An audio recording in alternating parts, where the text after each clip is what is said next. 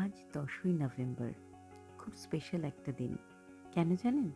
আজকে আমার প্রিয় বান্ধবীর জন্মদিন, ঐন্দ্রিলা। শুভ জন্মদিন ঐন্দ্রিলা, তুই খুব ভালো থাক, সুস্থ থাক। এই ভিডিওটা তোর জন্য। গত বছর ঠিক এই দিনে তোর এবং কুশের আমন্ত্রণে পৌঁছে গেছিলাম তোর 40তম জন্মদিন সেলিব্রেশনের জন্য। সেই দিনটা এত ভালো কেটেছিল, তার কিছু মুহূর্ত নিয়ে তোর জন্যই ভিডিওটা। শুধু তোর জন্য নয়, যারা এই ভিডিওটা দেখছে এটা তাদের জন্য। 40টা বছরের বিভিন্ন সম্পর্ক, সেই সব সম্পর্ক, স্পেশাল মানুষদের নিয়ে সেই দিনটা তুই উদযাপন করেছিলিস। তার মধ্যে আমরাও ভাগীদার হয়েছিলাম সেই আনন্দের। সত্যি দিনটা এত ভালো কেটেছিল যে বলার নয়। কত ছবি তুললাম, কত মজা করলাম। তোর প্রিয় মানুষজনদের সাথে তুই সারা জীবন এইভাবে হাসি খুশি সুস্থভাবে কাটিয়ে যা। আজ তোর জন্মদিনে ঈশ্বরের কাছে সেটাই কামনা করি। ছবিগুলো দেখছিলাম আর ভাবছিলাম কি সুন্দর সেই দিনটা কাটিয়েছি।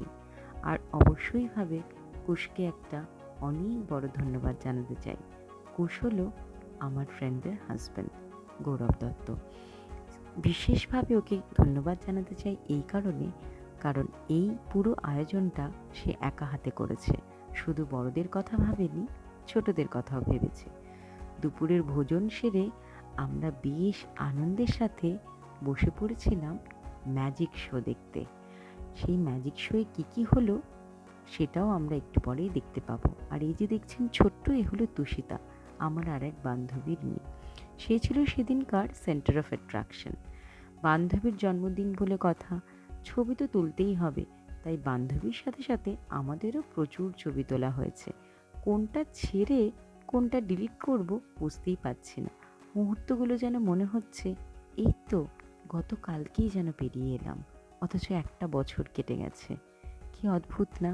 এইভাবেই বোধহয় দিনগুলো কেটে যায়।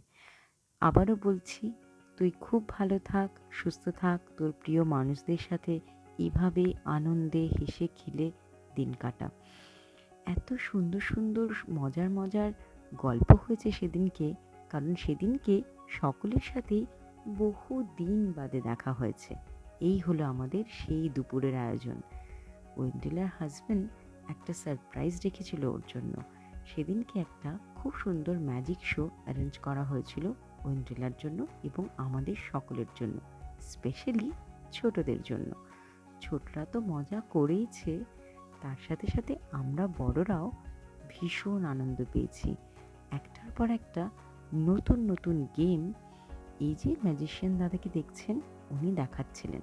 সব থেকে মজা লেগেছিল যখন বার্থডে গার্লকে ডেকে ওর হাতে ধরে একটা ম্যাজিক উনি দেখালেন। সবাই আমরা ভীষণ খুশি হয়েছিলাম, আর তার সাথে সাথে বার্থডে গার্ল তো ভীষণ খুশি। এই হলো সেই বার্থডে গার্ল, আর এই হলো তার হাজব্যান্ড।